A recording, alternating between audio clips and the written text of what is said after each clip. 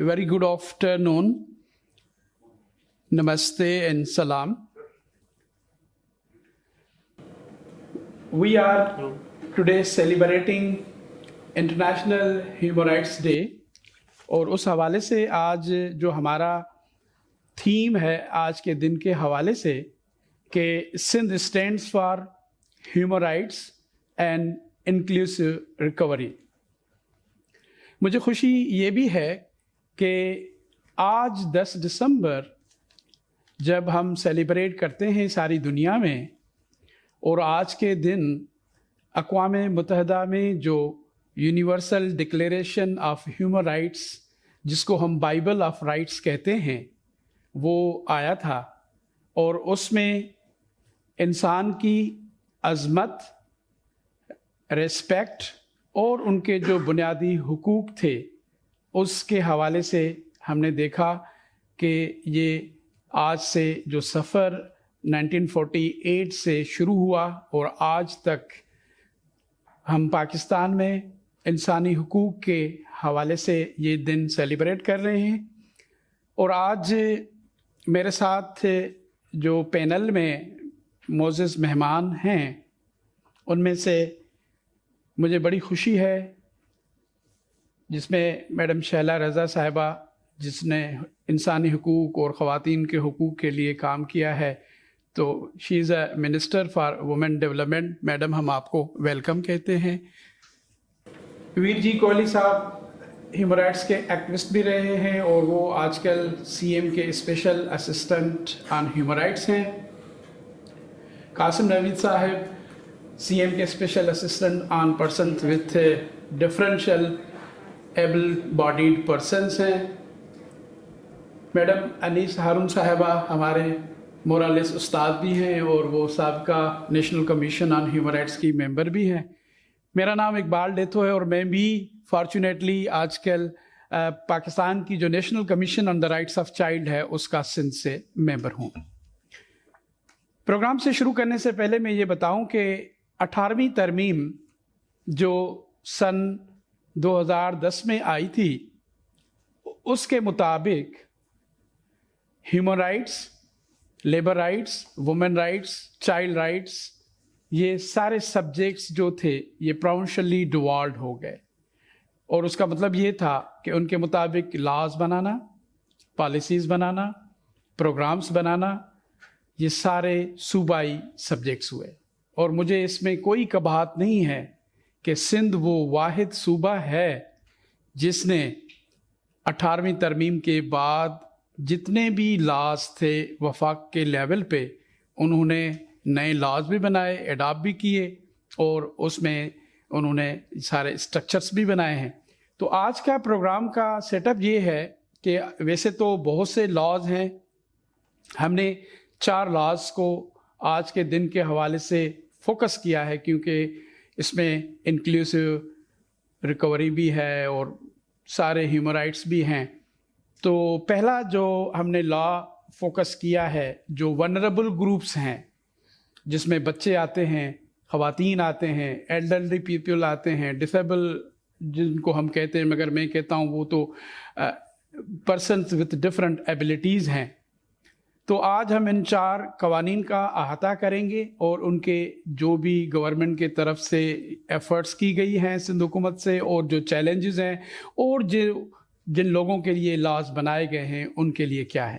تو بغیر کسی ٹائم کے اور اس کو تھیم کو میں جو پہلا لا انٹروڈیوس کرانا چاہ رہا ہوں وہ ہے Sindh child marriage restraint act 2013، جو یہ واحد قانون تھا جو سندھ حکومت نے جس میں بچی اور بچے کی جو عمر ہے وہ برابر کی 18 سال کی، اور اس کو قابل دست اندازی جرم قرار دیا کہ پولیس بغیر ماجسٹریٹ کے وارنٹ کے FIR کر سکتی ہے. اور یہ لا جو پاکستان میں پہلے لا تھا چائلڈ میرج ریسٹرینٹ ایکٹ 1929 اس کو اس نے ریپلیس کیا. تو میڈم انیس ہارون صاحبہ، آپ national commission on status of women کی بھی چیئرپرسن رہی ہیں، منسٹر بھی رہی ہیں. آپ جب کیئر ٹیکر منسٹر تھی اور یہ ساری چیزیں آپ کے دور میں ہوئی اور یہ ہیومن رائٹس اور چائلڈ رائٹس کے ایشوز، تو آپ کے خیال میں اس کے لا کے جو سیلینٹ فیچرز ہیں مزید کیا ہیں؟ شکریہ اقبال. دیکھیں، میں سب سے پہلے تو آپ کی اس بات پہ بالکل ایگری متفق ہوں 100% کہ سب سے زیادہ پروگریسو لاز بنانے کا جو کریڈٹ ہے وہ سندھ اسمبلی کو جاتا ہے. اور یہاں پہ جو بھی قوانین بنے ہیں وہ باقی قوانین سے اس طرح مختلف ہیں کہ اس میں ایک پروگریسو آؤٹ لک ہے، اس میں ایک پروگریسو سوچ ہے جس کی عکاسی کی گئی ہے.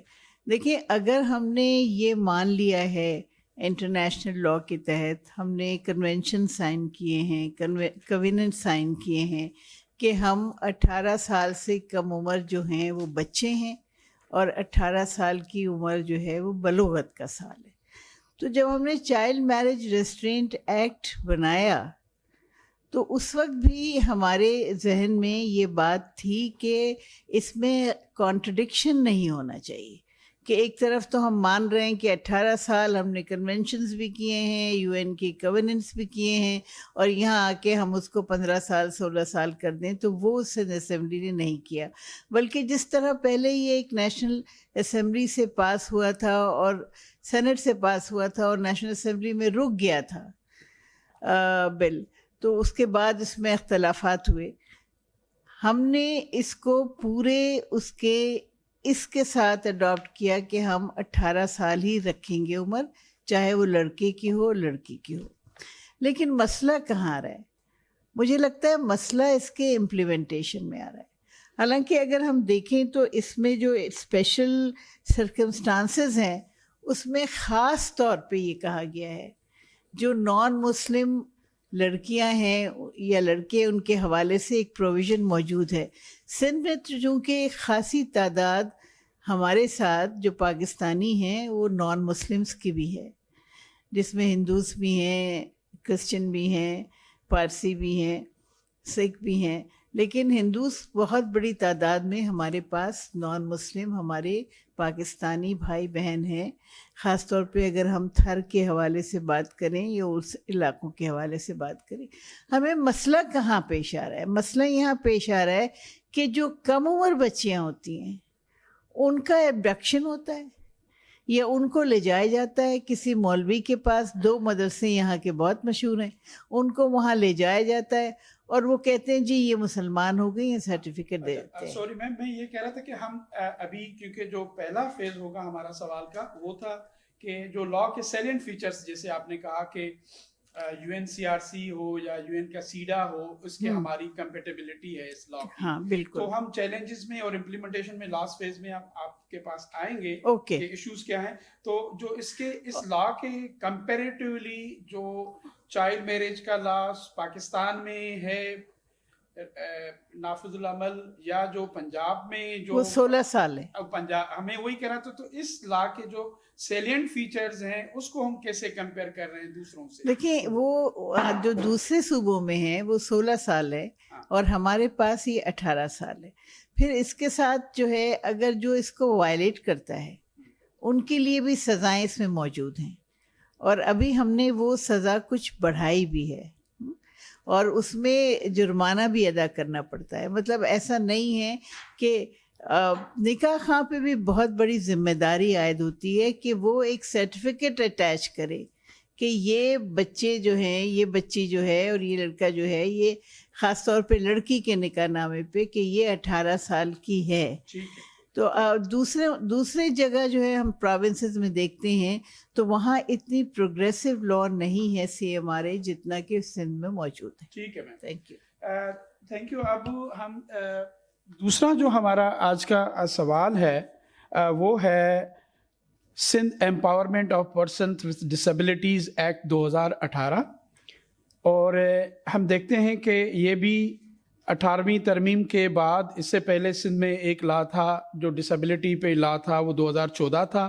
وہ नैरो इन स्कोप था, मगर ये जो लॉ आया बड़ा कॉम्प्रिहेंसिव लॉ है और इसकी प्रियम्बल में भी ये बात की गई है कि जो पाकिस्तान हुकूमत ने convention on the rights of person with disability का जो तौसीक किया था उसकी कंप्लायंस के हवाले से हमने बनाया है।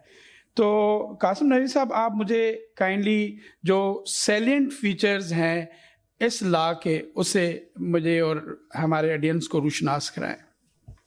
बिस्मिल्लाहिर्रहमानिर्रहीम, thank you very much for this opportunity. पहले तो मैं आपको बताता चलूँ कि 2018 से पहले जैसे दूसरे प्रोविंसेस में है, सिंध में भी एक स्पेशल एजुकेशन का डिपार्टमेंट होता था, जिसको इस लॉ के आने के बाद हमने एक, जैसे कि आपने कहा, बहुत कॉम्प्रिहेंसिव लॉ के बाद एक बाकायदा डिपार्टमेंट बनाया है for the rights, for the protection of people with disabilities. उसके काफ़ी सारे पॉइंट्स हैं, just to list a few.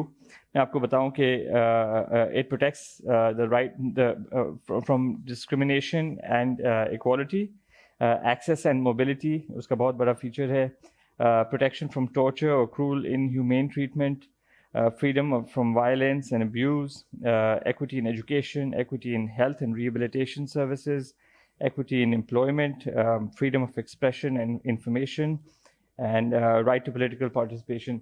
So ये सारी चीज़ें कोर जो हमारे कानून का है, इन सारी चीज़ों के अंदर कवर्ड है। और ज़्यादा डिटेल में आगे जाएंगे, लेकिन मैं आपको बताऊं कि इससे पहले क्योंकि सिर्फ फोकस था तालीम के ऊपर, सिर्फ स्पेशल एजुकेशन के ऊपर, अब पूरा कॉम्प्रिहेंसिवली जो भी चीज़ें अफेक्ट करती हैं पर्सन्स विद डिसेबिलिटीज़ को, ये कानून अब उनको प्रोटेक्ट करता है। हाँ, थैंक यू कासिम साहब, आपने बड़े अच्छे तरीके से बताया कि ये जो लॉ है वो बुनियादी तौर पे जो हम इंसानी हुकूक में कहते हैं कि जनरल प्रिंसिपल्स होता है इक्वलिटी और नॉन डिस्क्रिमिनेशन का, और वो हमारे आईन पाकिस्तान में भी एंश्राइंड है आर्टिकल 25 से लेके 26-27 तक। और वनरेबिलिटी की आपने बात की, एक्सेसिबिलिटी एंड मोबिलिटी की भी बात की। और दूसरा हम ह्यूमन राइट्स में कहते हैं कि क्योंकि ये ऐसे लोग हैं इनको हम इक्वलिटी के पैराडाइम पे नहीं मैयर कर सकते, तो हमें इक्विटी इनके साथ करनी चाहिए। तो बिल्कुल आपने कहा कि एजुकेशन भी है, एम्प्लॉयमेंट भी है, रिहेबिलिटेशन भी है। तो आप मुझे ज़रा ये थोड़ा सा बताएं कि जो इक्विटी के कॉन्टेक्स्ट में कौन सी जो स्पेशल फीचर्स हैं इस लॉ में, जो सोशल सिक्योरिटी हो या कोई और प्रोटेक्शन मेयर्स हों, कोई कौन से ऐसे मेयर्स हैं जो इस लॉ में ऐसे वनरेबल ग्रुप्स को एम्पावर करने के लिए हैं? देखें, उसके एक दो मैं आपको एग्जांपल्स ही दे देता हूँ ना। एक जैसे कि मैंने मेंशन किया, एक्सेस एंड मोबिलिटी का जो कंपोनेंट है, ठीक है ना, कहने में तो बहुत सिंपल, लेकिन अब आप हमारे पास डेफ कम्युनिटी बहुत ज़्यादा है पूरे पाकिस्तान में, प्रोविंस ऑफ सिंध में भी।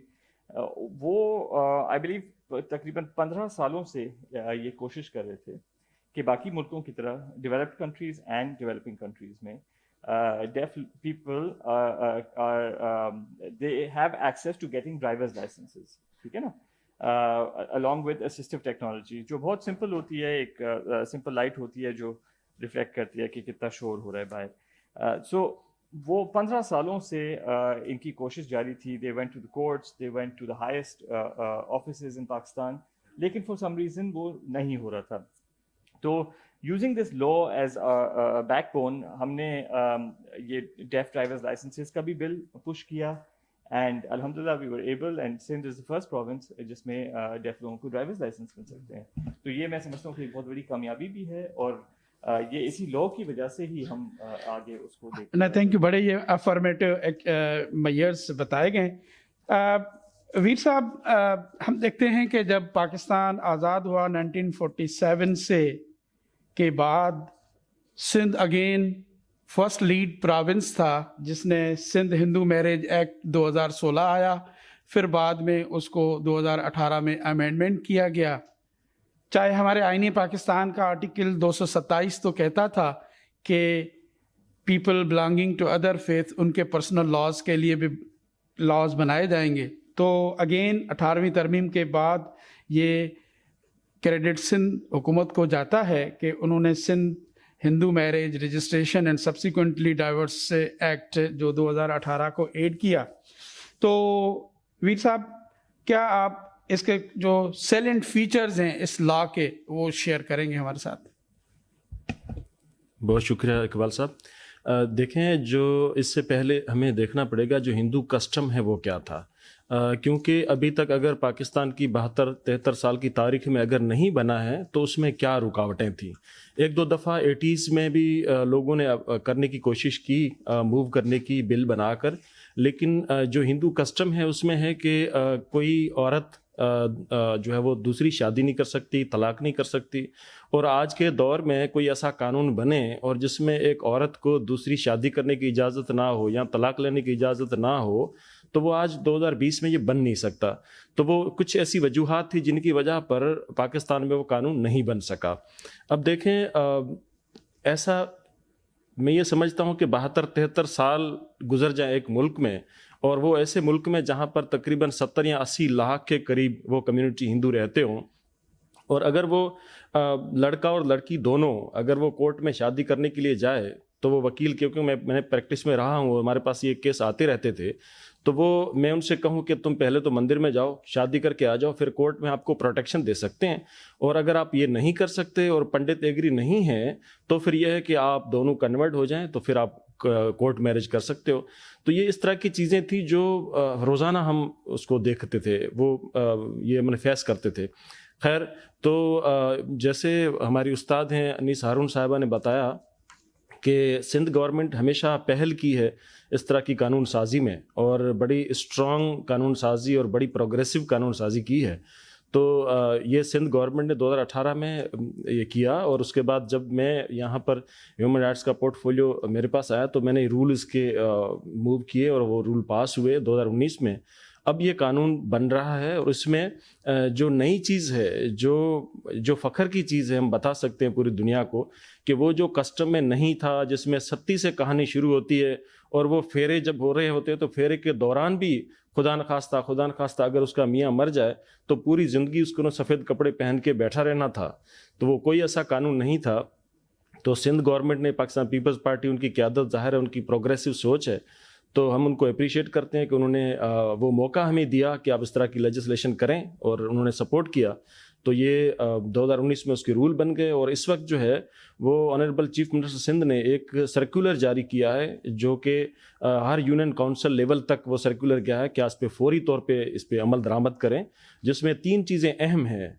वो एक तो ये कि वो जो लड़की है वो तलाक ले सकती है, और तलाक के बाद आफ्टर 6 मंथ वो दूसरी शादी भी कर सकती है। ठीक है, इस पे हम आते हैं, इम्प्लीमेंटेशन पे आएंगे। वीर साहब, बड़े आपने अच्छे जो पहलू इस लॉ के बताए, और मैं ये भी शेयर करता चलूँ कि जो Sindh child marriage restaurant act है 2013, और इसमें ये फ़र्क है कि इसमें भी कंसेंट को भी कोडिफाई किया गया है, मिनिमम एज को भी कोडिफाई किया गया है, और रजिस्ट्रेशन भी। तो जो शादी के हवाले से 3 एस्पेक्ट्स होते हैं, तो Sindh Hindu marriage restaurant act जो है वो तीनों एस्पेक्ट्स को कवर कर रहा है। और जैसे वीर साहब ने कहा कि जो डाइवर्स होती है उसका भी इसमें मैकेनिज़म्स बताया गया है, और मैरिज अगर कम उम्री में हो जाए तो वो टर्मिनेट भी हो सकती है। इस लॉ की ये खूबसूरती है। तो वीर साहब, मुझे ये सिर्फ बताएं कि मैं इम्प्लीमेंटेशन में बाद में आऊँगा कि प्रैक्टिकली आपने कहा कि कस्टमरी प्रैक्टिसेस को भी ख़त्म किया गया और इसको लीगलाइज किया गया, मगर इससे क्या सैलिएंट फीचर में जो लाइसेंसिंग वाला पार्ट है, जिसमें शादी परात का जो लाइसेंस दिया जाता है, जैसे हमारे यहाँ यूनियन काउंसिल निकाह रजिस्ट्रार को लाइसेंस देती है, तो यहाँ लाइसेंसिंग की एरिया जो है वो पर्सनल लॉ के हवाले से ये थोड़ा सा मिसिंग है। इस हवाले से आप क्या कहेंगे कि कैसे कम्युनिटी डिटरमाइन करती है महराज, कैसे पंडित या जो कैसे वो उसको अथोराइज करती है? نہیں وہ مسنگ نہیں ہے, وہ رول جو بنے اس میں کور کیا ہے, اور یونین کونسل جو ہے اس پر جو بھی کمیونٹی کا وہ بندہ جو پہلے اس کی پریکٹس میں رہا ہو, جس کا ایکسپیرینس ہو, وہ ایفیڈیوٹ دے گا کہ اتنے سالوں سے میں اس پریکٹس میں ہوں اور مجھے وہ سارا جو دھرمی طریقہ کار ہے وہ آتا ہے. تو وہ جو ہے وہ یونین کونسل کو اپلیکیشن دے گا اور یونین کونسل ان کو رجسٹر کرے گی.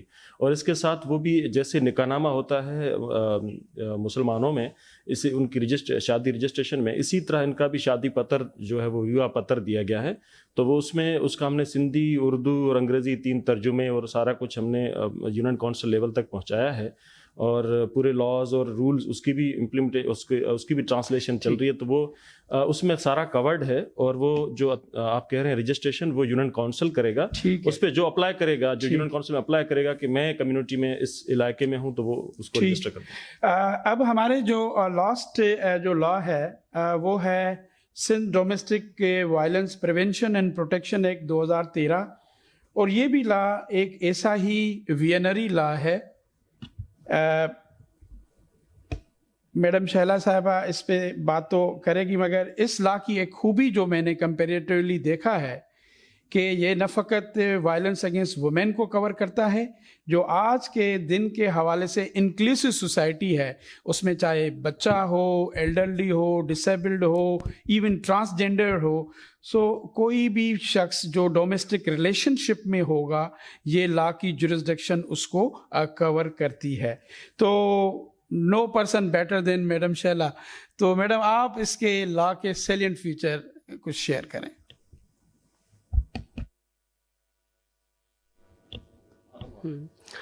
شکریہ سب سے پہلے آپ سب کا کہ آپ لوگوں نے مجھے بھی اس پروگرام میں شامل کیا.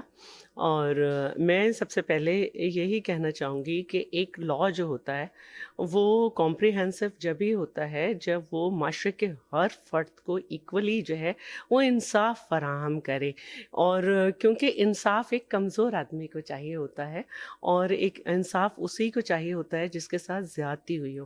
تو یہ جو گھریلو تشدد کا ہے, اس میں بھی جو ہے وہ ورنریبل شخص کوئی بھی ہو سکتا ہے جو کمزور ہو, مطلب ڈفرینٹلی ایبل ہو, اس کا کوئی جو ریئل ریلیشن میں نہ ہو, جس کو ہم کہہ سکتے ہیں کہ سوتیلا بچہ ہے یا لے پالک ہے, یا کوئی گھر کا وہ شخص ہے جو بوڑھا ہے اور دوسروں کے رحم و کرم پر ہے, یا کوئی خاتون ہے یا بوڑھی خاتون ہے.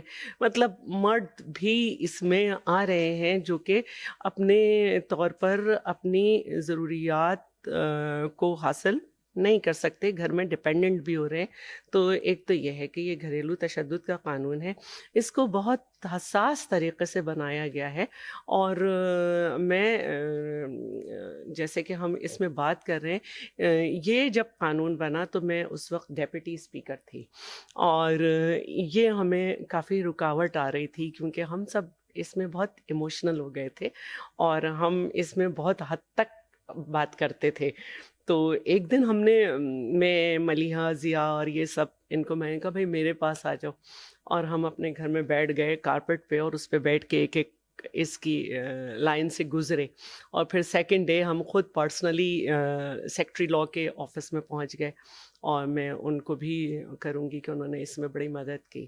تو اس کی سینسٹیوٹی یہ ہے کہ ایک تو اس میں جو باتیں کی گئی ہیں, جب میں بھی ایک اسٹوڈنٹ ہوں, اور جب ہم نے اس کے اویئرنیس سیشن کیے تو میں نے اس میں سے بہت کچھ اس وقت سیکھا کہ یہ کیا ہے. اور جن لوگوں نے اس کی اویئرنیس دی ہمارے ساتھ بیٹھ کے کمیونٹی میں ان کی بھی شکر گزار ہوں. تو اس میں جو سب سے پہلی باتیں تھیں, اور میں اس کو ساتھ بھی لائی ہوں, وہ یہ ہے کہ صرف یہی نہیں ہے کہ تشدد ہو گیا تو اس کے بعد جو ہے ہم نے کہہ رہے ہیں جرم کی حوصلہ افزائی کرنا, یعنی کہ جس شخص پہ تشدد ہو رہا ہے اس کا مطلب ہے کہ گھر میں اس کا کوئی سپورٹر نہیں ہے, کیونکہ اس کے اوپر تشدد ہو رہا ہے. تو اگر کسی ایک شخص پہ تشدد ہو گیا اور دوسرے نے اس کو بچایا نہیں یا اس پہ نوٹس نہیں لیا, اور پھر گھر کے علاوہ کہیں سے اطلاع پہنچی, تو جو اس نے دیکھا کہ یہ ہوا ہے تو اس کا مطلب ہے وہ شریک جرم ہے. تو اس میں جرم کی حوصلہ افزائی کرنا جو ہے وہ بھی جو ہے قابل دست انداز ہے. اس پر بھی وہ بھی شامل ہوگا جب مقدمہ ہوگا اس کے خلاف حملہ صرف سیکچول ہی اٹیک نہیں ہوتا, حملہ یہی ہے کہ تھپڑ بھی مار دیا, کچھ کر دیا. تو ضروری نہیں ہے کہ ایک عورت جب بھی جائے, جب وہ کہے, یا ایک شخص جو ہے یا کوئی فرد جو ہے ورنریبل, وہ کہے کہ جنسی ہراسگی ہوئی ہے, بھائی تھپڑ مارا ہے یا کسی قسم کا حملہ کیا ہے, بال نوچے ہیں, یہ سب اس میں آتا ہے.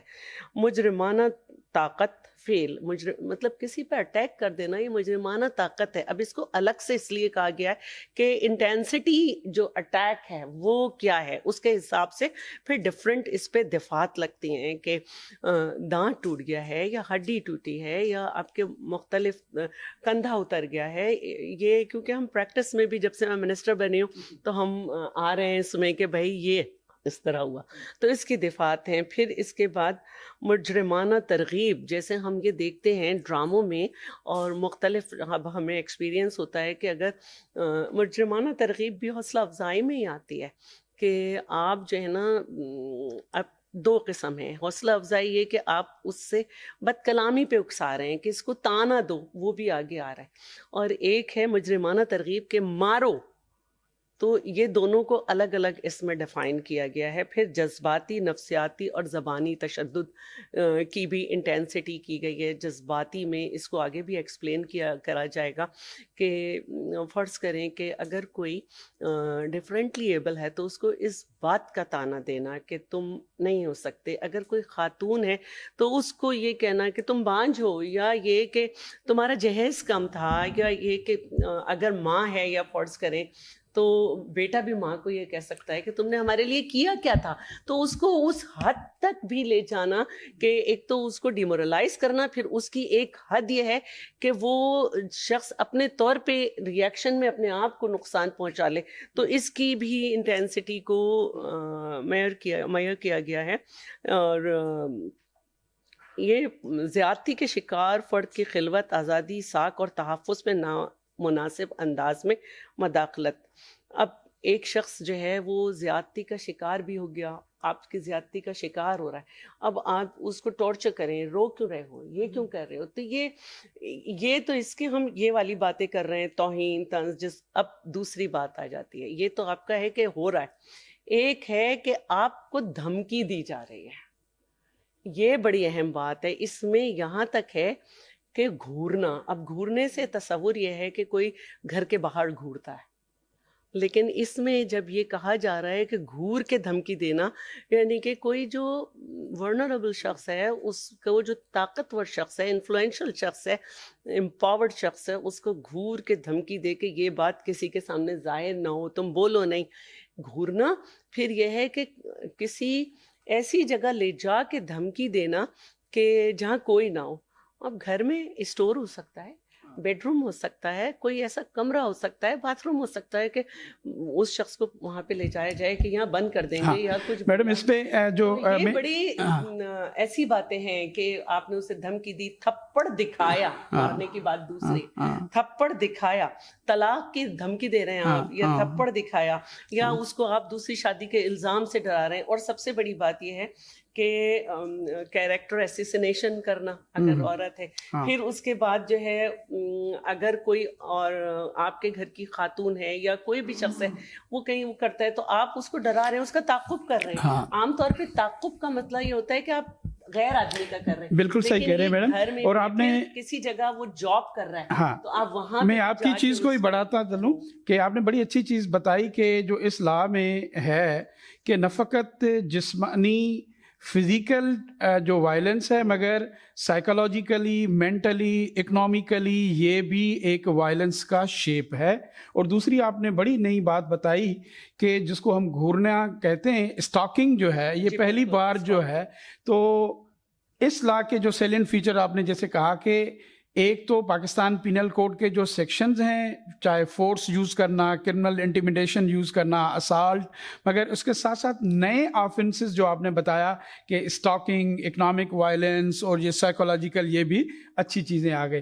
میڈم اس کے ساتھ اس میں جو ہم جب اس کا سیکشن 5 سے ڈیفائن کرتا ہے آفنسز کو اور ان کی چیزوں کو, تو اس میں ایک یہ بھی چیز جب ہم اس کو آگے میں آپ سے بعد میں سوال میں آؤں گا, مگر پہلے مجھے یہ گائیڈ کریں کہ ابھی بھی ہمارے ہاں زیادہ تر تشدد وہ سمجھا جاتا ہے جو جسمانی ہوتا ہے، اور یہ جو آپ کہہ رہی ہیں کہ اکنامیکلی ہو یا ادر چیزوں کو ہو، اور اس کی جو کاگنیزنس ہے پولیس کی لیول پہ وہ ابھی بھی کم ہے، اور اس لا میں ایک چیز کلیئر جو تھی وہ کاگنیزبل نہیں قرار دیا گیا. تو آپ اس چیز کو کیسے دیکھ رہی ہیں؟ اچھا، اب یہ ہے کہ پڑھنے میں یہ بہت انرجی دیتا ہے، ہاں اور ایکسپلین کرتے میں بھی میں انرجیٹک سی آپ کو فیل ہو رہی تھی. لیکن جو ہمیں پرابلم آئی، دیکھیں ضروری نہیں ہوتا کہ میں منسٹر ہوں تو میرے کلوزلی ریلیٹڈ لوگ جو ہیں وہ سیف ہیں. ہمیں پتہ ہی اس وقت چلتا ہے جب ہم ایک غیر وکٹم کے بجائے اب کلوزلی ریلیٹڈ لوگوں کی وجہ سے جب ہم پولیس اسٹیشنز میں اور سب جگہ جاتے ہیں. پہلی بات تو یہ کہ اب یہ 2013 سے 2020 ہو گیا، لیکن ہمارے ہاں جو ہے اس کے ریلیٹڈ لوگوں کو FIR درج کرنی نہیں آتی. یہی بالکل میں آپ ٹھیک ہے. اور پہلی بات جو مجھے بہت تکلیف دیتی ہے، جس کو اب ہم نے اس حد تک IG صاحب سے بات کر لی ہے، اور یہ جب ہی ہوا، میں بڑی شرمندگی سے کہوں گی، مجھے اس میں کوئی وہ نہیں ہے، کہ جب میں نے اپنے کلوزلی ریلیٹڈ لوگوں کو دوڑتے دیکھا، پہلے مجھے اتنا نہیں سمجھ آتا تھا. دیکھیں انسان جو ہے نا اس کو ہر لمحے سیکھتا ہے، تو ہم بھی کہتے تھے لا ہے، یہ ہے، وہ ہے. لیکن میں نے پولیس اسٹیشن بھیجا تو SHO نے وکٹم سے کہا اپنے شوہر کا نمبر دو، یہ دو، وہ دو، اور وہ انتہائی پڑھی لکھی ڈبل فیلوشپ کی ہوئی ڈاکٹر لڑکی سے، اس نے اس کے بعد اس کے شوہر کو بلا لیا اور کہا آپ دونوں معاہدہ کریں، بی یہ گھر کا معاملہ ہے. اتنا بڑا اس خاتون کے یہاں پہ نیل، اس کے یہ میگزو فیشیل نرو اس کی سن ہوئی، وہ ڈاکٹر بتا رہی ہے کہ میں بات نہیں کر سکتی، چیو نہیں کر سکتی. لیکن انہوں نے کہا کہ آپ 1 مہینے دونوں ساتھ رہ کے دیکھیں. اب SHO کو یہ رائٹ نہیں تھا. تو بس یہی آپ نے یہاں پہ ہمیں بڑی کلچرل نارمس جو ہیں وہ بہت ہی اسٹرانگ ہیں. پھر ہم نے IG صاحب سے بات کی. اب ایک ایسا ہاتھ کے ہاتھ بتا رہی ہوں، ایک ایسا فارم جو ہے وہ بن رہا ہے کہ خاتون جائے گی، پولیس SHO وغیرہ اس سے کچھ نہیں کہیں گے کہ جی آپ اپنے میاں کو بلائیں، گھر کا معاملہ ہے، اس کے ماں باپ کو بھی بلا لیں گے، لڑکی کے ماں باپ کو بھی یہ ان کا رائٹ نہیں ہے. اس فارم کے حساب سے وہ فل کرے گی اس کو دیکھتے ہوئے، اور خود بخود ایک FIR لانچ ہو جائے گی. یہ پروسیس میں ہے، جو گورنمنٹ آف سندھ میں جو ہے پولیس ڈپارٹمنٹ اور ویمن ڈیولپمنٹ ڈپارٹمنٹ مل کے یہ کر رہا ہے. لیکن ایک بدقسمتی ہماری یہ بھی ہے کہ ہمارے ہاں ہر خاتون جو ہے وہ فائنینشلی امپاورڈ نہیں ہے. ابھی بھی جس کیس کو پرٹیکولر کیس کو میں نے ڈسکس کیا، اس میں بھی یہ ہے کہ کیونکہ وہ خاتون خود فائنینشلی امپاورڈ ہے تو وہ اس نے ایک اسٹینڈ کیا. لیکن جو باقی مرحلے ہیں کہ بچے چھین لینا، پھر ایک کے بعد ایک حسب معمول شادی کا 20واں 21واں سال ہے، آپ اس کو مسٹریس ڈکلیئر کر دیں، آپ اس کی کیریکٹر اسیسینیشن کر رہے ہیں، اس سب سے گزرتے گزرتے تشدد تو پیچھے رہ گیا. ٹھیک ہے میم، بچے بھی چھن گئے. اور اس پہ ہم چیلنجز پہ آئیں گے، ہم آپ اس سے لاسٹ فیز میں آئیں گے. میڈم انیس صاحبہ، آپ نے بالکل کہا کہ لا کے سیلینٹ فیچرز ہیں، مگر اصل بات ہے جن لوگوں کے لیے بنایا جاتا ہے لا، تو ان کو یہ فائدہ پہنچتا ہے یا نہیں پہنچتا ہے. اور جیسے ہم نے دیکھا کہ سیکشن جو 3 ہے چائلڈ میرج ریسیڈنٹ ایکٹ میں، وہ یہ کہتا ہے کہ اگر لڑکے کی عمر 18 سال سے زیادہ ہے تو وہ قابل دست اندازی جرم ہے. تو ایک تو ہمارے ہاں پولیس ہے جو اس کو کاگنیزنس لیتی ہے، اور اس کا سیکشن 4 میں ہے جیسے آپ نے کہا کہ نکاح رجسٹرار ہے.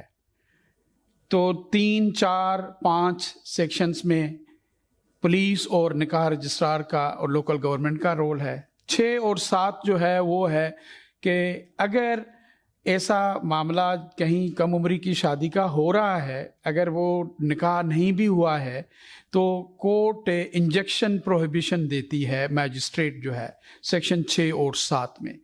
تو ہم نے اگر ہم اس کو ایسے دیکھیں میڈم، تو ایک تو پولیس، دوسری لوکل گورنمنٹ، تیسری جوڈیشری، اور پھر اس کے امپلیمنٹیشن اسٹرکچرز ہیں. تو آپ کے خیال میں یہ تینوں ڈیوٹی بیئررس جن کو ہم کہتے ہیں، جن کو یہ ان کے لیے حقوق کی فرض انجامی دینی ہے، سروس ڈلیوری کرنی ہے، وہ کتنی کیپیسیٹیڈ ہیں، کتنے ٹرینڈ ہیں؟ آپ کے خیال میں کیا ہے اس حوالے سے؟ دیکھیے، یہ آپ نے بہت اچھا سوال کیا ہے، کیونکہ ابھی تک جو ہم طریقے استعمال کر رہے ہیں لا کو امپلیمنٹ کرانے کے، اس میں سمجھتی ہوں فارمل بھی ہیں، انفارمل بھی ہیں. اس میں پولیس اور جوڈیشری کا بہت بڑا رول بنتا ہے. جہاں تک پولیس کی بات ہے، میں یہ کہنا چاہوں گی کہ اقبال، آپ کو تو معلوم ہے کہ سندھ میں ہمارا ایک انفارمل نیٹ ورک موجود ہے، آئی جی پولیس سے لے کے اور ڈسٹرکٹ ڈی آئی جیز اور یہ سب اس میں. تو اس سے ہمیں بہت فائدہ یہ ہوا ہے کہ جو بھی کمپلین جاتی ہے، چاہے وہ کسی گاؤں کی ہے، کسی غریب کی ہے، یا کہیں کی بھی کمپلین ہے، سندھ کے کسی بھی علاقے کی ہے، دور دراز کے، تو ہم اس میں تو کامیاب ہو جاتے ہیں کہ ہم ایف آئی آر رجسٹر کروا دیں.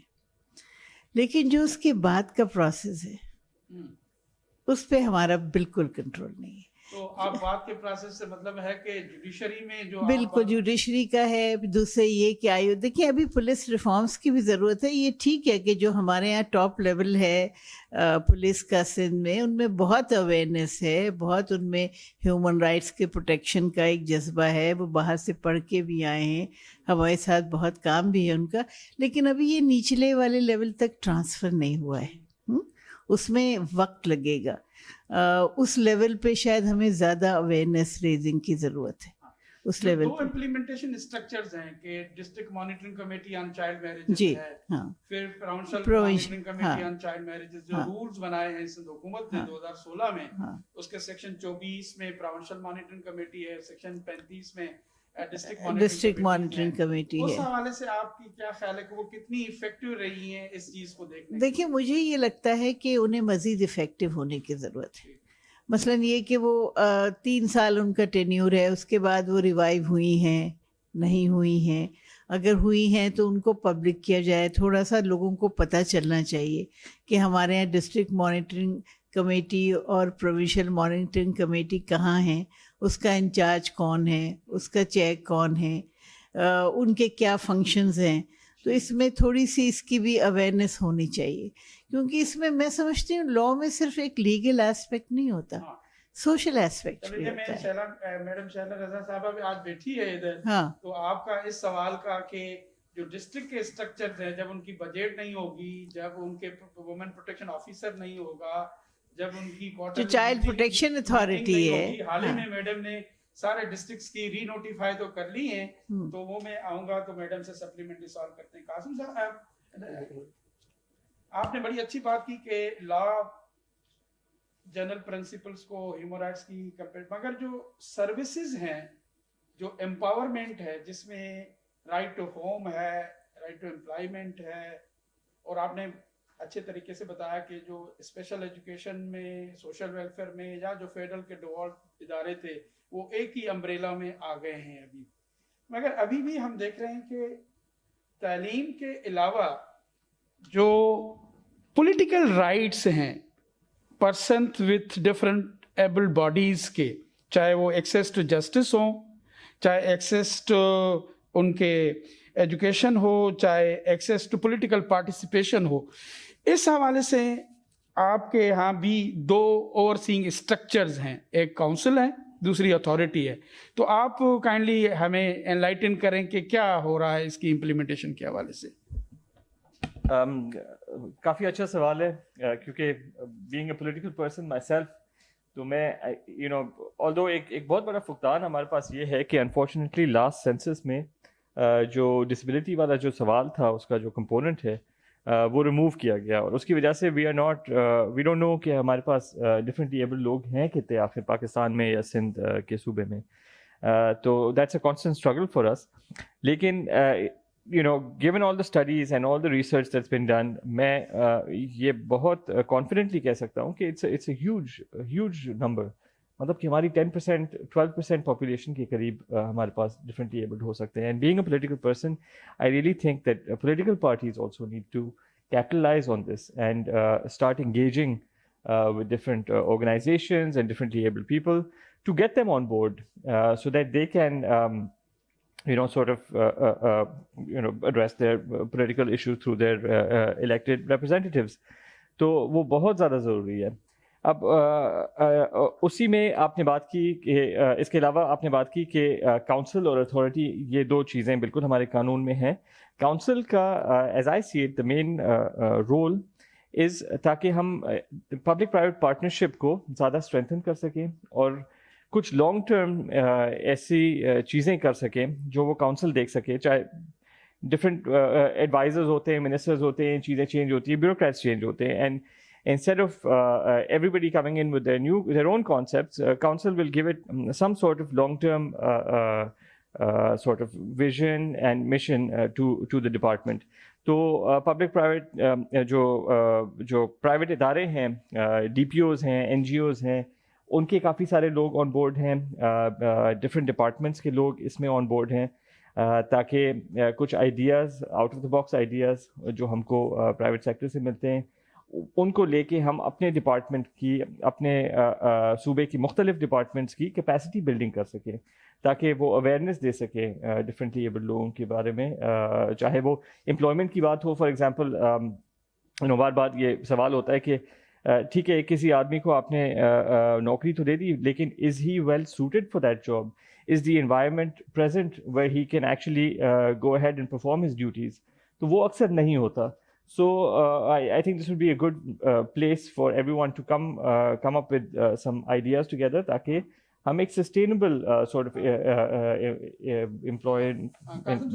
سوری, میں کہیں دیکھیں جیسے لا میں ہی اٹ سیلف یہ ہے کہ ہم پازیٹیو افرمیٹیو میئرز لیں گے, تو کبھی کبھی ہم جنرل سوسائٹی میں ان کی کیپیبلٹی کو اور پرسنس سے میئر نہیں بھی کر سکتے ہیں. تو بالکل آپ بات صحیح کریں کہ امپلائر وہ اپنے کانٹیکسٹ میں ہی دیکھتا ہے, وہ اپنی سسٹینیبلٹی, اپنا پروفٹ دیکھتا ہے, مگر ایز اے جب افرمیٹیو میئرز ہم لیتے ہیں تو اسٹیٹ کو جو سوشل پروٹیکشن والا میٹر ہے, تو میں وہی آپ سے معلوم کرنا چاہوں گا کہ اب سندھ حکومت کی بھی جو بھی میئرز ہیں اس پروگرام میں persons with different able bodies کی انٹیگریشن ان کی پروگراموں میں کتنی ہے. آپ پرائیویٹ پروگرامس کی بات کریں, میں گورنمنٹ کے پروگرام, اب فار ایگزامپل اگین امپلائمنٹ کی بات کریں کہ ہمارے پاس مختلف ڈپارٹمنٹس میں جو جابس کی ایڈورٹیزمنٹس ہوتی ہیں اس میں کافی لوگ اپلائی کرتے ہیں, لیکن ابھی recently, and it's a very unfortunate example, لیکن اس مثال کو ہم کو بار بار دینا پڑے گا اور ساروں کو دکھانا پڑے گا تاکہ ہم یہ غلطیاں دوبارہ نہ کریں.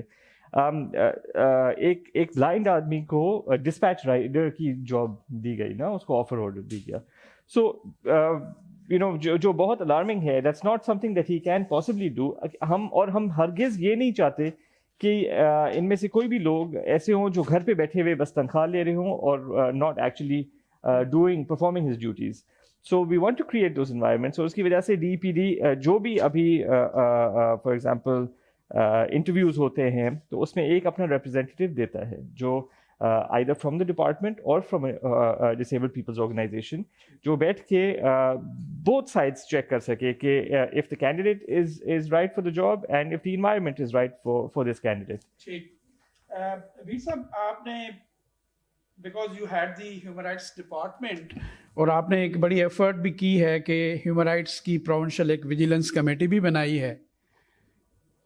سندھ ہندو میرج ایکٹ کی ایڈمنسٹریٹو ڈپارٹمنٹ ہے مائنارٹی افیئرس ڈپارٹمنٹ, اور یہ لا جو ہے نو ڈاؤٹ اس میں جیسے چائلڈ میرج میں کراس کٹنگ لوکل گورنمنٹ بھی ہے میرج رجسٹریشن کا, اور زیادہ تر اس میں آفینسز کی نہیں ہے مگر کورٹس کا سسٹم ہے, فیملی کورٹس ہے ڈائیورس کے ریلیٹڈ. تو مجھے آپ یہ گائیڈ کریں کہ چاہے provincial human rights monitoring committee under آپ کی ڈپارٹمنٹ ہے, کیونکہ ابھی بھی جو اسکوپ ہے مائنارٹی افیئرس ڈپارٹمنٹ کا وہ more or less development, welfare, rehabilitation of their religious places ہے, اور جہاں تک کہ administration of the rights concerning with the persons with minorities والا اسپیکٹ ہے وہ میرے خیال میں ان کی رولز آف بزنس میں چینج ہونے کی ضرورت ہے. How do you see it as a minister for human rights? بہت شکریہ. میں یہ سمجھتا ہوں کہ باقی جو لاز ہیں اس میں اور اس میں تھوڑا سا فرق ہے. وہ اس لیے کہ یہ باقی جو لاز ہے اس کی امپلیمنٹیشن پہ ہم کام کر رہے ہیں. بہت سارے ایسے قانون ہیں جو اسپیشل لاز بنے ریلیٹڈ ہیومن رائٹس، لیکن یہ جو قانون ہے اس کی بہت سخت ضرورت تھی. اور یہ بیسک چیز ہے کہ آپ کی شادی رجسٹرڈ نہیں ہو رہی ہے آپ کو، اور جہاں بھی جاتے ہیں کوئی بھی کپل کہیں بھی جاتا ہے، خاص طور پہ پاکستان میں ایسا ہے، بہت سارے شہروں میں ایسے ہیں. جیسے میں کہیں باہر ایوبیا کوہ مری وغیرہ وغیرہ گھومنے جاتے ہیں تو سب سے پہلے وہ کہتے ہیں اچھا آپ میاں بیوی ہیں تو وہ پرچہ دکھائیں، اور پرچہ ہمارے پاس تھا نہیں. تو پھر ہم ایک ایفیڈیوٹ 50 یا 100 روپے والا اس پہ لکھ کر اوتھ کہ بھئی ہم واقعی میاں بیوی ہیں، دونوں سائن کرتے تھے. تو یہ ایک چیز بہت بڑا گیپ تھا. تو اس کی امپلیمنٹیشن اتنا جو تیزی سے شروع ہوئی ہے، ہمارے پاس ابھی کیس اسٹڈی کر رہے تھے، کچھ اکٹھی کر رہے تھے، تو 8-10 کیس ہمیں وہ کورٹ کے ملے اور بہت ساری رجسٹریشن ملی. اور پھر انہوں نے خود جو وہاں پر پنڈت رجسٹر ہوئے ہیں انہوں نے ڈیمانڈ کی کہ اس کو آپ نا سندھی اور اردو میں جو شادی پتر ہے اس کو چھپوا کے ہمیں دیں. تو پھر وہ چھپوا کے ہم نے ایک سیمپل یونین کونسل کو بہت سارے کو ہم نے جو کنسرن ڈپارٹمنٹ ہے لوکل گورنمنٹ ان سے بات کی، اور انہوں نے پھر وہ جو سرکولر نکالا اس کے ساتھ اٹیچ کر کے وہ نکالا. تو یہ قانون امپلیمنٹیشن بہت تیزی سے جا رہا ہے. اور اس میں آن بورڈ ہیں minority development minority welfare affair department اور لوکل گورنمنٹ اور ہم ہیومن رائٹس، ہم سب ساتھ ہیں. اس پہ بہت تیزی سے کام ہو رہا ہے. ہاں ویر صاحب، جیسے ایک میرا جو میں ہائی لائٹ کرنا چاہ رہا تھا، جو سیکشن 10 ہے سندھ ہندو میرج جو رجسٹریشن ایکٹ کا، وہ یہ کہتا ہے کہ میرج کوریشن کے انڈر، اور آپ نے پہلے اپنے آؤٹ سیٹ میں یہ بتایا تھا کہ جو فورس میرجز کے اور فورس کنورژن کے بھی ایشوز آ رہے ہیں، تو سیکشن 10 میں یہ کوریشن بھی ہے، فورس، ہم اس کو فورس کنورژن کے کانٹیکس میں لے سکتے ہیں. تو میرا سوال یہی تھا کہ جب مائنارٹی افیئرس ڈپارٹمنٹ کو رائٹس کی انفورسمنٹ نہیں کا مینڈیٹ ہے، تو فورس کنورژن کے کیسز کو آپ اس کو ہیومن رائٹ ڈپارٹمنٹ کے کیسے اس کو لنک کر سکتے ہیں؟ نہیں، اس میں جو فورس کنورژن کا تو ایک سیپریٹ قانون ہے، اس پہ جو ابھی ڈرافٹ جس پہ ہم کام کر رہے ہیں. لیکن اس میں جو یہ جو ہندو میرج رجسٹریشن ایکٹ ہے، اس کا سمپل ایک تو ایج کی ساتھ جو ہے اس میں ایج 18 سال ہم نے کی ہے، اس میں ایج 18 سال ہے، لیکن اس میں فورس کا معاملہ نہیں ہے کورڈ. کوریشن ہے، اس میں کوریشن ہے اور اس میں فورسڈ کوریشن ہے. تو وہ جو انٹرپریٹیشن، کیونکہ کورٹس میں یہ نہیں جا سکتا وتھ کنسرن، تو وہ ہر اس میں ہے نا، تمام جتنے بھی چاہے وہ کرسچن ہو، ہندو ہو، مسلمان ہو، اس میں لکھا ہے کہ شادی رجسٹر جو ہے وتھ کنسرن ہو. اس میں ظاہر ہے پھر فورس تو کوئی نہیں مانا نہیں رکھتی. ٹھیک. میڈم، آپ نے کہا کہ یہ بڑا گیپ ہے کہ یہ لا تو ہیں مگر جو ان کو امپلیمنٹ کرنے والے ادارے، جیسے پولیس آپ نے فرمایا، جوڈیشری ہے، پروسیکیوشن ہے، اور ہمارا جو سیکشن 3 ہے ڈومیسٹک وائلنس ایکٹ کا، وہ یہ کہتا ہے کہ ہم اس لا کی اویئرنیس کریں گے اور ان اداروں کی سینسٹائزیشن بھی کریں گے. تو ایک تو وہ آپ یہ کائنڈلی بتائیں کہ اس کے لیے ہم بجٹری الاکیشن کیوں نہیں رکھ رہے ہیں تاکہ یہ سینسٹائز ہو. دوسرا، آپ نے کیونکہ you happen to be a minister for women development, کہ اس میں بھی ایک اسٹرکچر کی بات کی گئی ہے کہ سیکشن 17 ہے جس میں ڈسٹرکٹ میں وومن پروٹیکشن کمیٹی کی بات کی گئی ہے. تو ایک تو بات یہ آتی ہے کہ ہر ضلع میں بہت سی کمیٹیز بن گئی ہیں پہلے بھی، چاہے وہ چائلڈ میرج کی کمیٹی ہو، بچوں کے رائٹس کی کمیٹی ہو، یا ادر ایشوز کی ہوں. تو as a political office bearer اور آپ ایگزیکٹو آف دا ڈپارٹمنٹ، آپ نے اس اسٹرکچر کو کیسے دیکھ رہی ہیں کہ ڈسٹرکٹ کے اسٹرکچر کو کیسے اسٹرینتھن کریں اور ان جو کیپیسٹی ان لوگوں کی کیسے ہم انکریز کریں؟ اچھا، جب میں منسٹر بنی تو میں نے اس کو بھی چائلڈ پروٹیکشن کی بھی، جو early child marriage restraint act کی وجہ سے ڈسٹرکٹ کی کمیٹیز تھیں، ان کو منگا کے دیکھا. تو مجھے تو وہ سمجھ ہی نہیں آئی. اگر آپ اتنے سارے لوگ اس میں ڈال دیں گے تو وہ ان کی میٹنگ کبھی بھی نہیں ہو سکے گی، کورم کبھی پورا نہیں ہو سکے گا. اور جو اس میں نے ایک کمی دیکھی وہ یہ تھی کہ اس میں کاؤنسلرز ہونے چاہیے تھے ہر حال میں ہمارے یو سی کے اور مختلف لیول کے، وہ بالکل بھی نہیں تھے. تو اور جب ان میں سے میں نے کمیٹی میں کچھ نامز تھے، جیسے کچھ لوگوں کے نام تھے، تو جو آفیسر ہے وہ تو ظاہر ہے کہ آپ اس تک پہنچ جائیں گے کہ ڈسٹرکٹ ہیلتھ آفیسر ہے یا کوئی ہے، لیکن جیسے کوئی ایکٹیوسٹ تھا، سوشل ایکٹیوسٹ، تو اس کا صرف نام لکھا ہوا تھا، اس کے نمبر تک مینشن نہیں تھے. اور اگر آپ 21-22 لوگ، تو وہ میں سمجھ نہیں آیا. لیکن آپ کو ہر چیز میں آہستہ آہستہ کرنا پڑتا ہے. اور پھر جیسے کہ میں نے کہا کہ ہر چیز کی اہمیت، جب ہمارے پاس بہت سارے ڈومیسٹک وائلنس کے بھی کیس آئے تو ہمارے پاس ڈسٹرکٹ کی کمیٹی آن پیپر تھی، لیکن ہمیں وہ کہیں بھی نہیں نظر آ رہی تھی، اور ایون ڈی سی کو نہیں معلوم تھا. پھر ہمارے ہاں ایک سلسلہ ہوتا ہے کہ جب ہم ایک ڈی سی تک، ایک ایس ایس پی تک سب چیزیں کر لیتے ہیں، تو اس کے بعد جو ہے پتہ چلتا ہے کہ ڈی سی اور ایس ایس پی کو بھی معلوم نہیں ہوتا کہ جی وہ کس چیز کو ہیڈ کر رہے ہیں. اور اچھا اگر کوئی ایسا قانون ہے تو اس میں ان کا کیا رول ہے. تو یہ ہمارے لیے بڑا مسئلہ ہے کہ ہم 29-30 اب تو ڈی سی ہو جائیں گے کہ بھائی ہر 30 ڈی سی کو ہم یہ سمجھائیں، پھر یہ بتائیں، پھر یہ کریں. تو یہ ایک پروسیس ہے جو میں سمجھتی ہوں ساری عمر چلے گا. اور وہ تو ہے میڈم، مگر ایک اور پریکٹیکل ایشو اور بھی آ رہا ہے نا. ایک خاتون اگر گھر سے نکلے، ایک تو بڑی ہمت وہ کرے، ہاں بالکل، ایک تو گھر سے اس سوشل ٹیبوز سے نکل کے، اور جب تھانے پہ آئے اور پھر تھانے کے انوائرمنٹ کو فیس کرے. پھر اس لاء میں لکھا گیا ہے کہ وہ عورت کورٹ میں جائے گی کورٹ کے پروٹیکشن آرڈر لینے. تو میں نے، جہاں تک میری نالج ہے، آپ مجھے کریکٹ کریں، کہ اس لاء میں لکھا ہے کہ ہر ضلع میں ایک وومن پروٹیکشن آفیسر کریں گے. بالکل. اور اس لاء کو اگر 2013 سے ہم کاؤنٹ کریں تو 7 سال ہو گئے. اگر ہمارے 29 یا ابھی 30 ڈسٹرکٹس بنے ہیں، تو 30 ڈسٹرکٹس میں اگر وومن پروٹیکشن آفیسرس آئیں اور وہ ان کو پروٹیکشن آرڈر بھی اور اس کو ریلیف میئرز بھی، اور اب ایک تو ججمنٹ بھی جسٹس صلاح الدین پنور کی آ گئی ہے کہ ایک ضلع میں آپ ایک 1 ونڈو اسٹاف سینٹر بنائیں. تو آپ اس چیز کو کیسے دیکھ رہی ہیں پریکٹیکلی، جو اسٹاف ہے وومن ڈیولپمنٹ کا اور اسٹرکچرز ہیں؟ اچھا، بدقسمتی کسی بھی گورنمنٹ کی یہ ہوتی ہے کہ اس کے پاس ڈپارٹمنٹ تو بہت ہوں لیکن ڈپارٹمنٹ چلانے والے نہ ہوں. اور اس سے بھی بڑی بدقسمتی یہ ہوتی ہے کہ آپ کے ویل ہو لیکن آپ لوگ اپوائنٹ نہ کر سکے، اور 5 سال آپ کو پتہ ہے کہ ہم جابس نہیں دے سکے کیونکہ یہ ایک کورٹ آرڈر تھا اور بڑی پابندی لگ گئی تھی. ورنہ آفٹر ڈیوالوشن کوشش یہ تھی کہ اس ڈپارٹمنٹ کو کھڑا کر سکیں. تو اب یہ شروع ہو گیا ہے ریکروٹمنٹ کا سلسلہ، اور انشاءاللہ آفٹر کووڈ اور ڈیورنگ دا کووڈ بھی ہم نے اس پہ کافی کام کر لیا ہے. آپ کے نالج میں نگینہ ڈھکن کیس کی وجہ سے ہم سب سے پہلے میں نے آتے ہی یہ شور مچایا تھا کہ رولز آف بزنس میں تبدیلی لائی جائے. دارالامان بھی ہمارے پاس نہیں ہے، وہ دوسروں کے پاس پڑے ہیں، ہم ویمن ڈیولپمنٹ ڈپارٹمنٹ بس شور مچائے جائیں.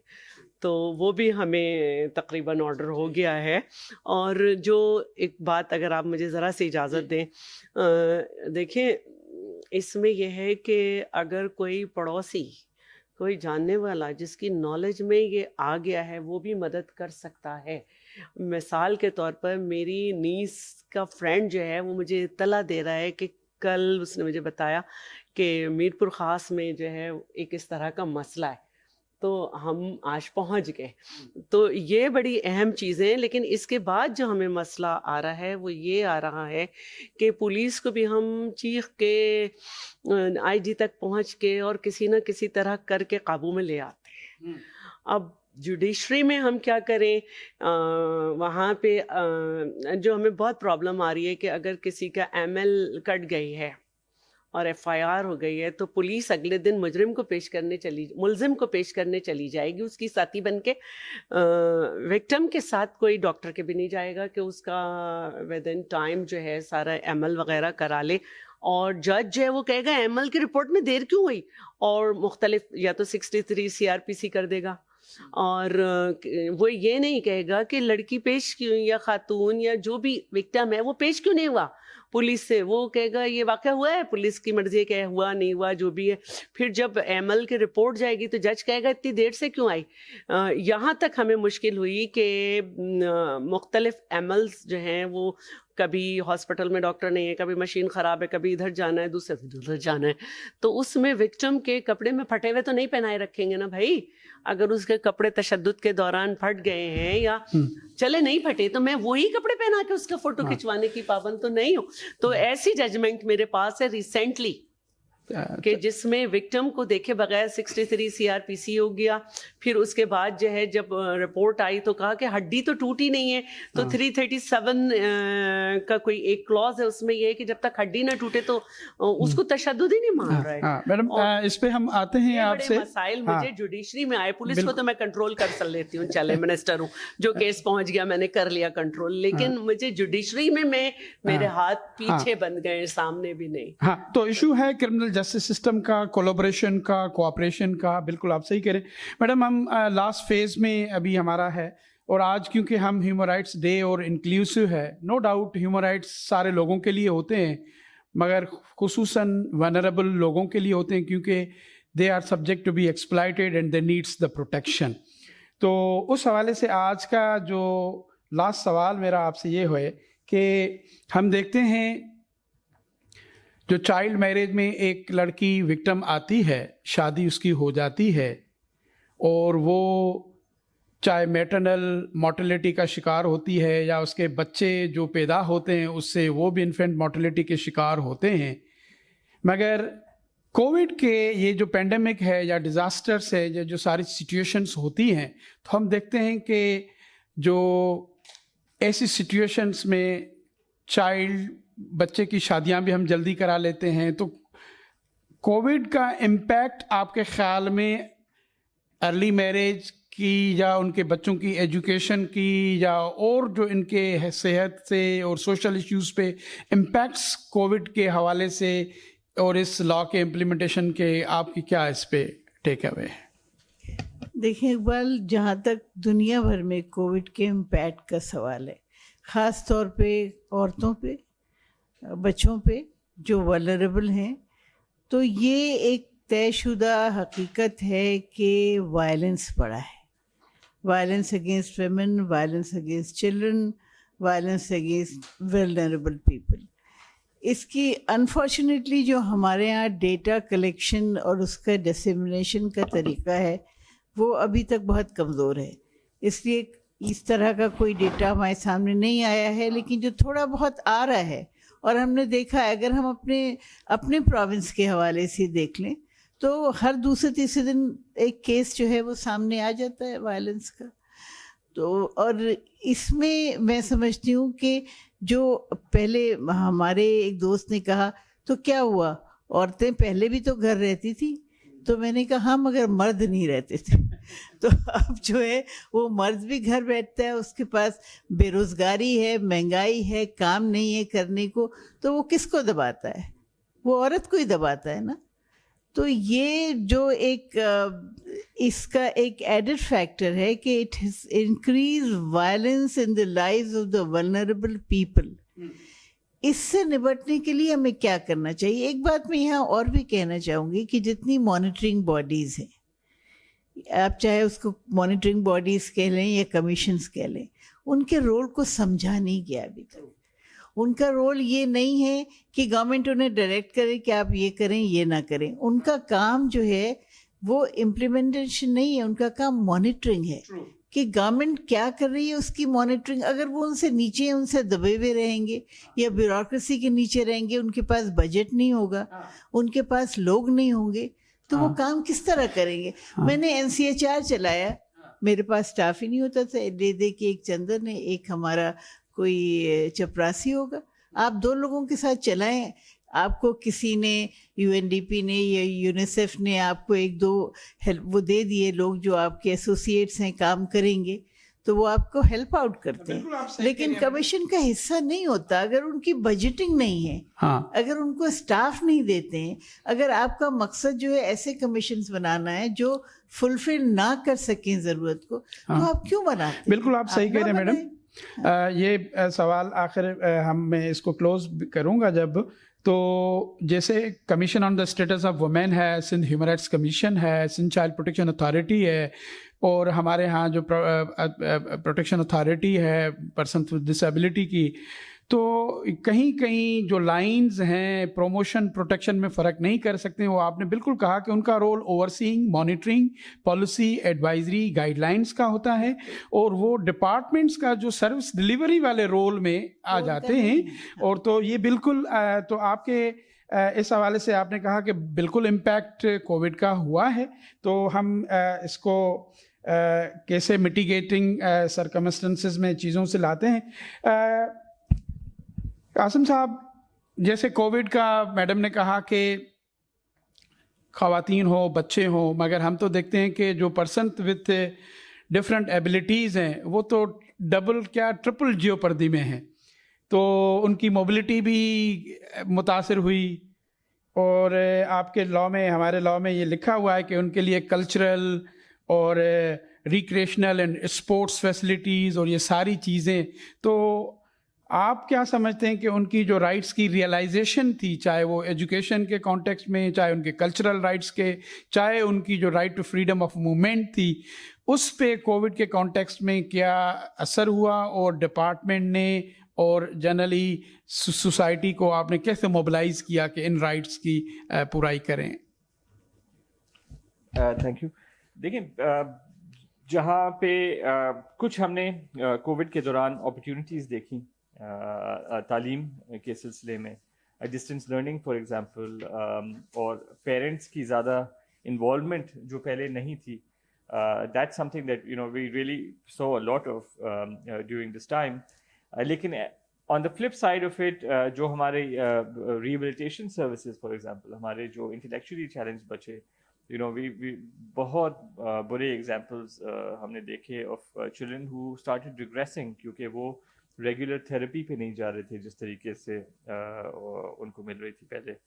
सो Covid has really, it's been a game changer पूरी दुनिया के लिए, ना सिर्फ डिफरेंटली एबल्ड या सिंध के लोगों के लिए। हम कोशिश कर रहे हैं कि इस सबक से सीख सकें, और आगे जाके जो भी कल मैंने इसी सिलसिले में ट्वीट भी की थी एक, कि we're trying to rebuild ourselves, trying to make our mindset more inclusive, trying to make our physical spaces more inclusive for the future. जब हम इस pandemic से bounce back करेंगे, hopefully as better human beings. And that being said, सारे जो aspects हैं हमारे कानून के, उनको भी हमने sort of reassess किया है, given examples that we saw during COVID, ताकि हम इससे सीख सकें और अपना फ्यूचर बेहतर कर सकें। Thank you. वीर साहब, एज यूजुअल आपकी एक्टिविज़म और इस पोर्टफोलियो में आई नो कि आप जेलों की भी विज़िट करते हैं, और हाल ही में आपने बड़ा सखर जेल की विज़िट की थी, तो आपने वहाँ बच्चे जो पर्टिकुलरली वो रिफ्यूजी बच्चे थे उनकी केस को हाईलाइट किया, और CM Sindh was very kind कि उन्होंने कराची में ट्रांसफ़र करने के लिए भी कहा। मगर वीर साहब, मुझे ये बताएं कि आप अगेन एक एडमिनिस्ट्रेटिव डिपार्टमेंट हैं, और ये 18वीं तरमीम के बाद डिवॉल्व सब्जेक्ट्स हैं सूबों में, और हमारे यहाँ जैसे कमीशन भी बनी हुई है सिंध ह्यूमन राइट्स कमीशन, उसके पास सुओ मोटो भी पावर है, इंक्वायरी भी है, पिटिशन भी है। आप मुझे गाइड कर सकते हैं कि जो सिंध में फोर्स कन्वर्जन के केसेस हुए हैं, किसी एक केस में भी सिंध ह्यूमन राइट्स कमीशन का सुओ मोटो हुआ, या ऐसे चीज़ों में हम रेड्रेसल जब कहते हैं कि एक्सेस टू जस्टिस, और कोविड के कॉन्टेक्स्ट में वो लोग इस्लामाबाद NCHR में या हमारे national commission on rights of child के पास तो नहीं आ सकते, उनके लिए तो इदारे डोर स्टेप पे, डिस्ट्रिक्ट पे या प्रोविंशियल स्ट्रक्चर पे हों। तो आप इन कोविड के कॉन्टेक्स्ट में, जैसे मैडम ने कहा, ना डेटा अवेलेबल है, ना कोई इंटीग्रेटेड सर्विस है, इस गैप को आप कैसे फिल प्लान कर रहे हैं करें? आपकी इस बात से मैं एग्री हूँ। जो हमारा कमीशन काम कर रहा है वो भी ज़रूरी है।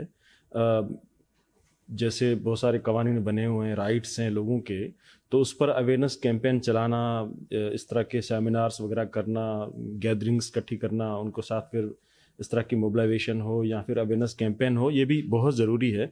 लेकिन मेरा ज़ाती ये ख्याल है, एज ए एक्टिविस्ट मैं देखता हूँ, और जब वो लॉज और सारे पढ़ते हैं तो उनके जो इख्तियार है वो बहुत, एक जुडिशल पावर है उनको, तो जो सो मोटो ले सकते हैं, उनके साथ जुडिशल ऑफिसर हैं 2-3, तो वो जो रिटायर सेशन जज हैं, तो इतना अच्छा इदारा है, तो उनको तो मेरा ख्याल है कि रोज़ाना बेसिस पे बहुत सारे सो मोटो लेने चाहिए जो इश्यूज़ होते हैं उन पर।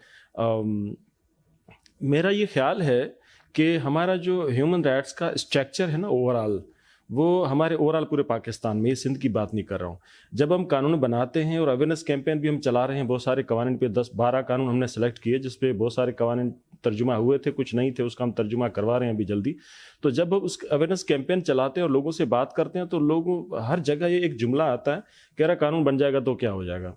तो ये जो कानून की इज्जत सोसाइटी में नहीं है ना, वो मेरा ये ख्याल है, क्योंकि पाकिस्तान का जो आइन है उसके अंदर आर्टिकल 6 स्पेशली दिया गया हुआ है कि जो आइन की इज्जत नहीं करेगा उनको सख्त सज़ा दी जाएगी। लेकिन ये हमारी बदकिस्मती है, हमारी रियासत की, हमारे मुल्क की, या हमारी स्टेट की, या सोसाइटी की, कि यहाँ पर आइन को इज़्ज़त जब नहीं दी गई तो सोसाइटी की तरफ से, जिनका एक ज़ाहिर आइन जो हम सब का एक वो डॉक्यूमेंट होता है जो हमारा मुआहदा है स्टेट और लोगों के बीच में, तो वो जब हमारा जो सबसे टॉप डॉक्यूमेंट जिसके बेसिस पे हमारी स्टेट का स्ट्रक्चर है वो जब महफूज ना हो और उसकी जब इज़्ज़त ना की जाए, तो फिर ये स्पेशल लॉज बनते हैं जो आइन के तनाजुर में ही बनते हैं, तो उसकी जब इज़्ज़त नहीं होती तो वो स्ट्रक्चर स्ट्रॉन्ग नहीं हो सकते, और जब स्ट्रक्चर स्ट्रॉन्ग नहीं होते तो फिर गैप्स कहीं ना कहीं रह जाते हैं। लाख हम कोशिश कर लें, सारे इदारे काम कर रहे हैं, एक एक कानून पे 10-10 इदारे बने हुए हैं, लेकिन फिर भी गैप रह जाते हैं, इम्प्लीमेंटेशन प्रोसेस में गैप कहीं रह जाते हैं।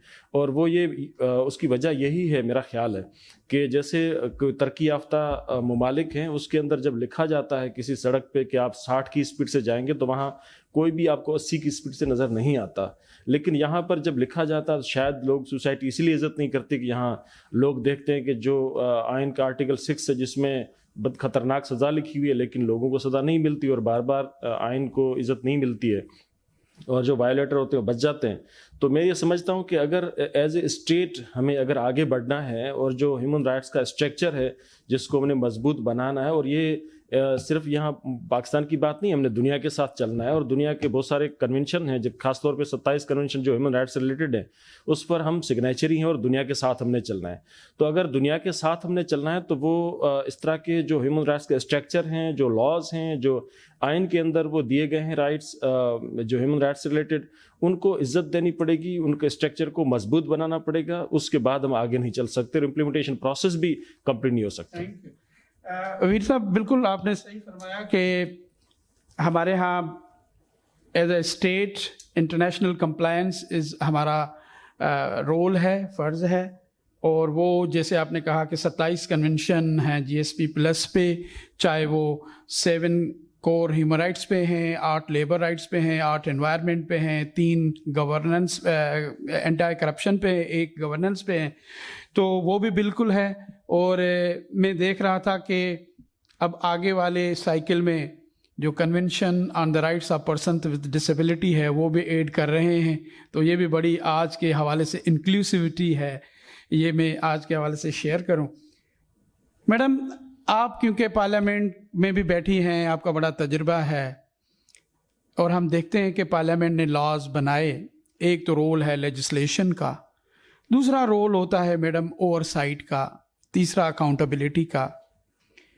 बेशक चाहे वो कमीशंस की एनुअल रिपोर्ट आए असेंबली में, चाहे एडमिनिस्ट्रेटिव डिपार्टमेंट की परफॉर्मेंस आए, मुझे करेक्ट कर लें अगर मैं गलत हूँ, मैंने अभी लास्ट 10 ईयर्स से, चाहे वो सिंध ह्यूमन राइट्स कमीशन की एनुअल रिपोर्ट हो, चाहे अभी provincial commission on status of women की हो, वो असेंबली का जो ओवरसाइट का जो रोल है, या स्टैंडिंग कमेटीज़, चाहे वो वुमेन डेवलपमेंट पे हो, या सोशल वेलफेयर पे हो, या ह्यूमन राइट्स पे हो, तो जो ओवरसाइट वाला रोल है एक, इसको आप, क्योंकि पॉलिसी में बिल्कुल सिंध हुकूमत बहुत से लेजिस्लेशन ली हैं, की हैं, मगर इन्वेस्टमेंट ऑफ रिसोर्सेज की भी बात है, और आप کتنی ایفرٹ کی ہے آپ نے ریسورسز لانے کی. تو ریسورسز سوشل سیکٹر میں لانے کی ضرورت ہے, اوور سائٹ کی ہے, کولیبریشن اینڈ کوآرڈینیشن کی ضرورت ہے, اور اویئرنیس تو بالکل وہ ایک کراس کٹنگ تھیم ہے. تو یہ مجھے آپ گائیڈ کریں کہ کیسے لاز کے بعد ان کی بجٹنگ آف دا لا نہیں ہوتی ہمارے پاس, کہ ہم نے لا بنا لیا مگر اس میں اسٹرکچرز جو ہیں ان کی بجٹنگ, جو بجٹ کال سرکولر آتا ہے نومبر سے, یا انٹر ڈپارٹمنٹل پرائرٹی کمیٹیز ہوتی ہیں, وہ چیزیں کیوں نہیں فگر آؤٹ ہو رہی ہیں؟ جو سب سے پہلے تو یہی کوئی ایسا لا دیکھا جاتا ہے جس میں منی تو, اور خاص طور پر یہ جو ہمارے ڈپارٹمنٹ کو کچھ لاس بتائے گئے, اس میں جو زیادہ تر چیز ہے وہ یہی ہے کہ آپ کی جو کراس کٹنگ والا ہے. تو اب جیسے میں نے کہا کہ اس میں بہتری آ رہی ہے, لیکن اگر ایک کورٹ آرڈر آ جائے گا کہ آپ یہ نہیں کر سکتے تو مسئلہ ہو جاتا ہے. لیکن جہاں پہ ہمیں کچھ اور بجٹ کا معاملہ ہے, جیسے ہمیں لیگل اسسٹنس پرووائڈ کرنی ہے, اور یہاں ایک بہت بڑا ہمارے پاس اپرچونیٹی ہے کہ یہ ہمارا اچھا بجٹ ہے اور ہم نے بڑھوایا بھی ہے. تو ہمارے پاس تو وہی لوگ آئیں گے نا جو جن کو پاس وکیل کرنے کی صلاحیت نہیں ہے, جن کو اگر کچھ ہو گیا ہے تو وہ ڈاکٹر کے پاس نہیں جا سکتے. تو یہ جو ہمارا ریفرل سروس ہے یہ ہمیں بہت مدد کرتا ہے.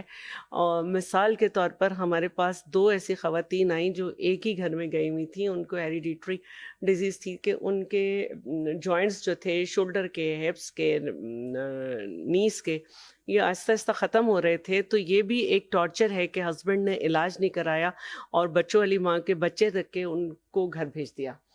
تو اب بہت ساری بدقسمتی ایک یہ تھی کہ وہ علاج تو چاہ رہے تھے لیکن شوہر کے خلاف کارروائی نہیں چاہ رہے تھے کہ ان کا گھر بس جائے گا اگر علاج ہو جائے گا. تو یہ ٹوٹل تقریباً 22 لاکھ کا خرچ تھا.